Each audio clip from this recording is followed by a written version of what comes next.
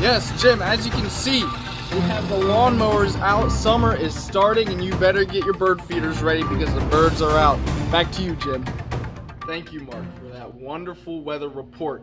Now, we're going to move on to Cade Rowland. He is answering the question of, were girl groups in the 1960s the voices of female empowerment or a reflection of traditional female roles? Cade Rowland, to you.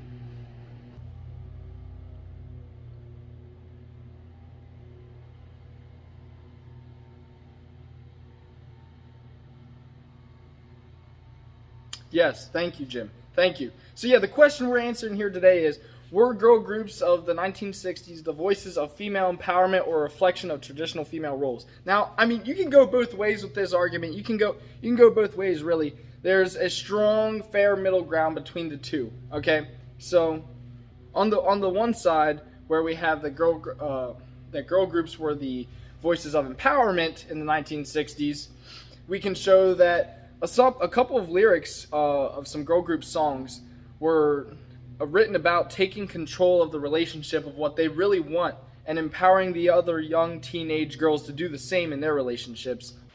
The next thing about female groups in the 1960s, they kind of started inventing a new fashion trend between females, and a lot of young teenage girls started to take on to this.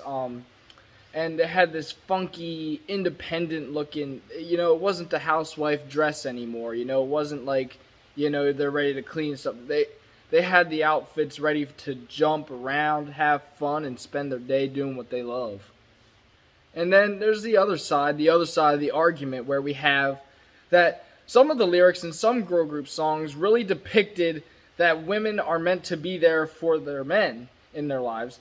As like the lyrics in the song Tell Him, okay, so it kind of depicts that like they're there for him, they're ready to do what they need to do, and it's kind of showing that it's depicting that, the old traditional female roles in the house. That's what the lyrics are kind of. So there are some song lyrics that depict that, and then there's some that depict that, that they got some independence in them and they're taking control.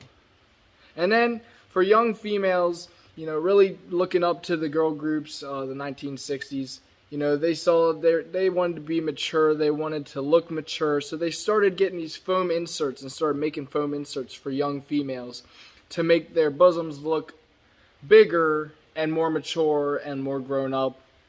So that doesn't really depict an independent feel of the female gender at that time. It kind of depicts,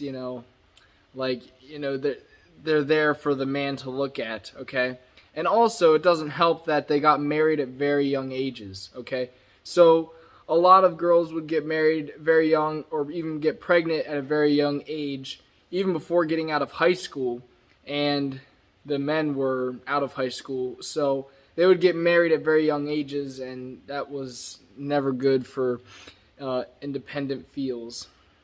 So while both arguments are very strong, it really kind of depends, but there is no correct answer. You have to vary each way. This is a very variable topic and situation to talk about. There is just too far of a middle ground between them, and that's for you to decide which side you believe. Back to you, Jim.